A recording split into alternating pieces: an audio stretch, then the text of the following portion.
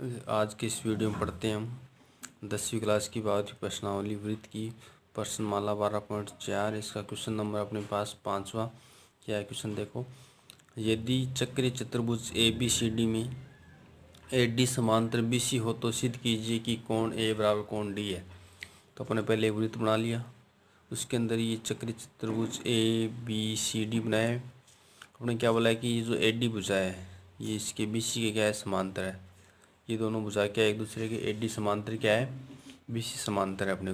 अपने क्या करना है कि ये जो कोण ए है, ये कोण ए है, इस कोण डी के क्या है, बराबर है। ये अपने को सिद्ध करना है। देखो अपने दिया हुआ क्या है, दिया है अपने को ए बी सी डी चक्रीय चतुर्भुज है जिसमें ए डी समांतर बी सी है।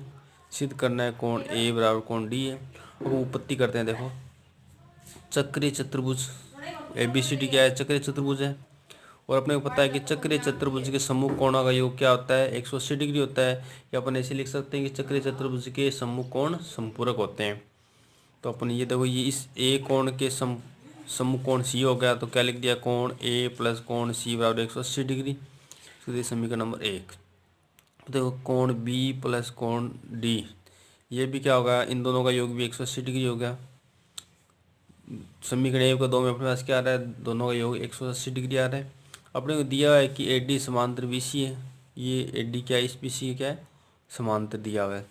तो समांतर भुजाएं होती है, ये भुजा समांतर है। इसका मतलब क्या है कि इन दोनों कोणों का योग क्या होगा, 180 होगा। इन दोनों कोणों का योग 180 डिग्री होगा। तो अपन ने लिख दिया अब कोण बी प्लस कोण ए बराबर 180 डिग्री। इसको दे दिया समीकरण नंबर 3। कोण सी प्लस कोण डी क्या लिख दिया, बराबर 180 डिग्री। इनका योग क्या हो गया, 180 होगा। इसको दिया समीकरण नंबर 4। अब देखो समीकरण 1 में क्या है, ए और सी है। समीकरण 3 में क्या है, बी और ए है। ठीक है, इन दोनों को जोड़ दिया कि समीकरण 1 व 3 को जोड़ने पर तो कोण समीकरण 1 में क्या है, कोण 1 प्लस कोण ए प्लस कोण सी है। और कोण समीकरण 3 में कोण बी प्लस कोण ए है। और 180 और 180 कितने, 360 डिग्री। इसको दे समीकरण नंबर 5। अब इसी प्रकार अपने जोड़ दिया समीकरण 2 और 4 को जोड़ दिया। तो 2 और 4 को जोड़ दिया तो क्या आ गया, कोण बी प्लस कोण डी प्लस कोण सी प्लस कोण डी बराबर 360 डिग्री। 360 कहाँ से आया, समीकरण दोनों समीकरणों का 180 180 को जोड़ दिया अपन ने। ये हो गया अपने पास समीकरण नंबर 6। अब देखो समीकरण 5 और 6 दोनों का योग अपने पास क्या है, या दोनों के बराबर में क्या है, 360 डिग्री है। तो जब इनका मान 360 डिग्री मतलब समान है, तो ये दोनों मान भी क्या होंगे, आपस में समान होंगे। तो अपन लिख सकते हैं समीकरण 5 व 6 से, या दोनों को बराबर करने पर।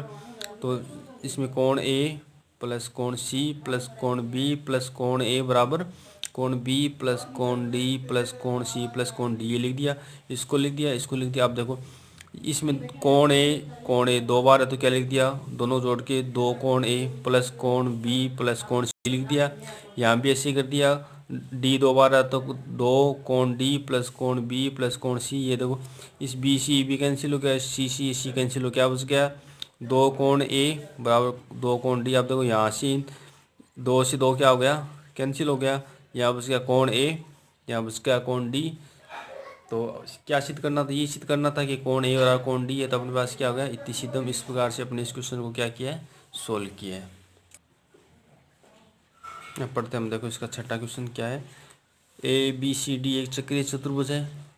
ए बी और डी सी बढ़ाए जाने पर ई पर मिलती है। सिद्ध कीजिए कि त्रिभुज ई बी सी और त्रिभुज ई डी ई समरूप है। अपन ये क्या बना लिया, अपन ने वृत्त बना लिया। इसके अंदर ए बी सी डी चक्रीय चतुर्भुज बना लिया।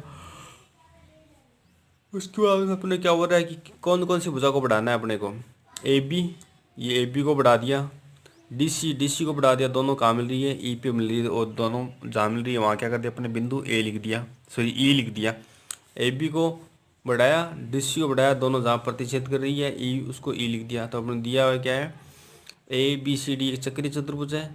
ए बी और डी सी बढ़ाए जाने पर ई पर मिलती है, ये लिख दिया। उसके बाद देखो सिद्ध करना है त्रिभुज ई बी सी समरूप है त्रिभुज ई डी ए। मतलब ये दोनों त्रिभुज क्या है, समरूप है। अब देखो अपने उत्पत्ति करते हैं अपने पास। देखो इन दोनों को समरूप करना है तो दोनों त्रिभुज का नाम देते हैं त्रिभुज ई बी सी व त्रिभुज ई डी ए में। दोनों में लिख दिया। अब देखो कौन सा कोण त्रिभुज, तो अब देखते हैं कोण EBC लिख दिया बराबर हो जाएगा कोण EDA। क्यों है कि चक्रीय चतुर्भुज में या चक्रीय चतुर्भुज के बहिष्ठ कोण अंतर्भिमुख कोण के बराबर होते हैं। तो ये कोण है कौन सा B कोण है, ये किसके सम्मुख होगा, इस D के सम्मुख होगा। तो क्या लिख दिया कोण EBC बराबर कोण EDA। फिर देखो कोण ECB, ये इस चतुर्भुज का बहिष्ठ कोण, ये इसके बराबर हो जाएगा। तो अपन क्या लिख देंगे कोण EAD, ये भी क्यों है चक्रीय चतुर्भुज के बहिष्ठ कोण अंतर्भिमुख कोण के बराबर होते हैं। अब देखो ये जो E कोण है कोण E बराबर कोण E है, ये क्या है क्यों है, ये कॉमन है, उभयनिष्ठ कोण है। तो इसमें देखो तीनों कोण बराबर हो रहे हैं। अपन ने क्या लिख दिया कोण कोण कोण समरूपता से त्रिभुज EBC समरूप त्रिभुज EDA, जो अपने सिद्ध करना था इति सिद्धम।